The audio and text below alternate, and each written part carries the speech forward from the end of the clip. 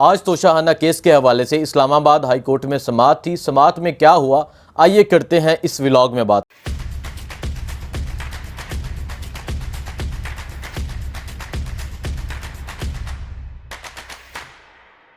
अस्सलाम वालेकुम, मैं हूं हसनैन, आप देख रहे हैं नया पाकिस्तान। करते हैं आज का व्लॉग शुरू।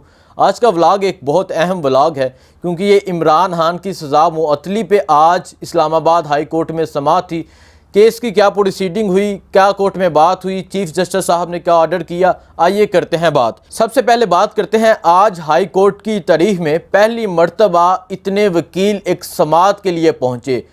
कमरा अदालत में तकरीबन 200 से ज़ायद वकला मौजूद थे और कमरा अदालत से बाहर भी वकला की एक बड़ी तादाद मौजूद थी। इसमें बड़े बड़े नाम शामिल हैं जिसमें सरदार लतीफ़ खोसा, शुएब शहीन, बैरिस्टर गोहर, सलमान अकरम राजा मौजूद थे।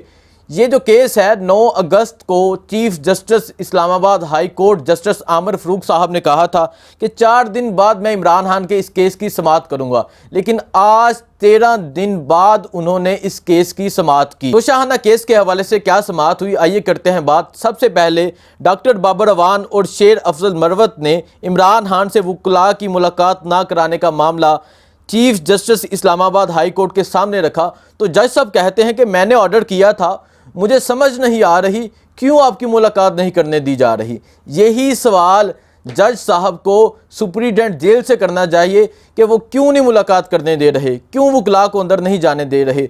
वकला जाते हैं, एक वकील को अंदर जाने देते हैं। इवन के जज साहब ने 3 या 4 की इजाज़त दी थी। जज के हुक्म की खिलाफ वर्जी की जा रही है, लेकिन जज साहब ये सवाल वकला से करते हैं।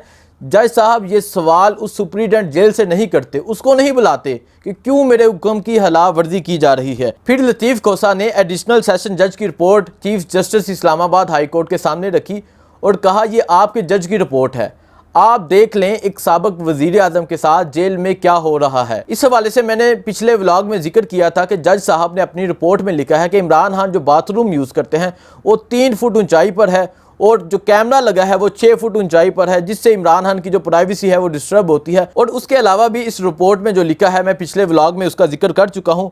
उसके बाद इलेक्शन कमीशन के जो वकील हैं अमजद परवेज़ साहब, उन्होंने कहा कि मुझे रिकॉर्ड का जायज़ा लेने के लिए 2 हफ्ते का वक्त दरकार है। ये वही जज हैं जिन्होंने इलेक्शन कमीशन की तरफ से केस लड़ा। इवन के इन्हें केस का मुकम्मल पता है, A to Z सब केस का पता है, जायज़ा पता नहीं किस चीज़ का लेना है। और चीफ जस्टिस आमिर फ़ारूक साहब इलेक्शन कमीशन को रिकॉर्ड का जायज़ा लेने के लिए टाइम देने पर रजामंद हो गए, जिस पर लतीफ़ खोसा साहब बरहम हो गए और उन्होंने अदालत में कहा इलेक्शन कमीशन को वक्त देने की मुखालफत करता हूँ। इमरान खान को कोई राइट नहीं चाहिए। इमरान खान आइनी तौर पर अपना बुनियादी हक मांग रहे हैं और जज साहब आप आज ही फैसला करें। उसके बाद लतीफ़ खोसा साहब कहते हैं मैं ये नहीं कह रहा कि आप इमरान खान के हक में फ़ैसला करें, आप बेशक इमरान खान के मुखालिफ फ़ैसला करें, लेकिन जज साहब आपकी मेहरबानी, आप फ़ैसला आज ही करें। इमरान खान की ज़मानत मुस्तरद करनी है, आप कर दें, लेकिन फ़ैसला आज ही करें। आज लतीफ़ खोसा साहब ने जो रिमार्क्स दिए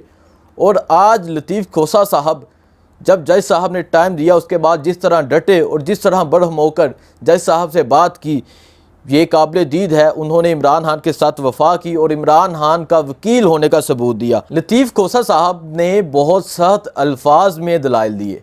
आज केस की प्रोसीडिंग ये थी कि आज इलेक्शन कमीशन ने टाइम मांगा और जज साहब ने परसों तक का टाइम दे दिया, उसके बाद समाअत को मुलतवी कर दिया।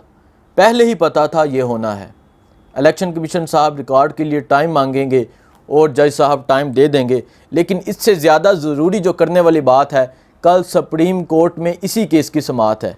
3 रुकनी बेंच इस केस की समाअत करेगा और यकीनन वकला की तरफ से ये कहा जा रहा है कि कल सुप्रीम कोर्ट से इमरान खान को रिलीफ मिल जाएगा, इमरान खान को ज़मानत मिल जाएगी।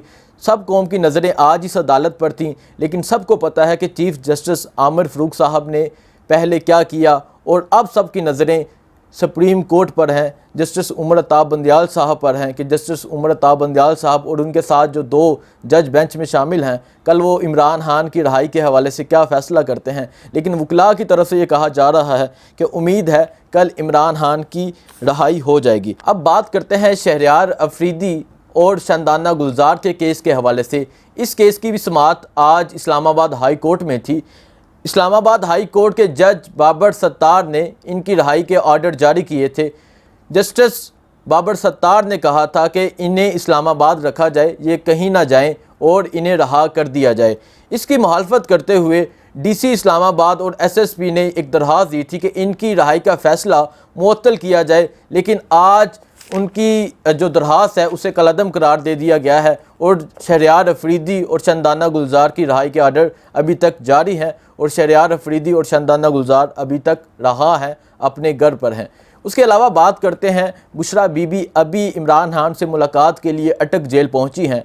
इमरान खान से मुलाकात के लिए थोड़ी देर तक अंदर जाएंगी, इमरान खान को केस के हवाले से भी अपडेट करेंगी और इमरान खान को कौम का पैगाम पहुंचाएंगी। आज जो दलाइल हुए, आज जो केस की प्रोसीडिंग हुई, वो इमरान खान तक पहुंचाएंगी।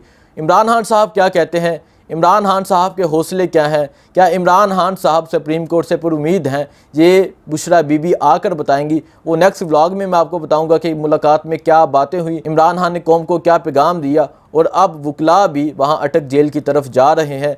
चीफ जस्टिस आमिर फ़ारूक साहब ने कहा कि मैं एक ऑर्डर जारी करूंगा वकला की मुलाकात के लिए, और अब देखना यह है क्या ऑर्डर जारी करते हैं और कितने वकला इमरान खान से मुलाकात के लिए अटक जेल पहुंचते हैं और कितने वकला को अंदर जाने की इजाज़त मिलती है। मुझे दीजिए इजाज़त। अल्लाह हाफिज़।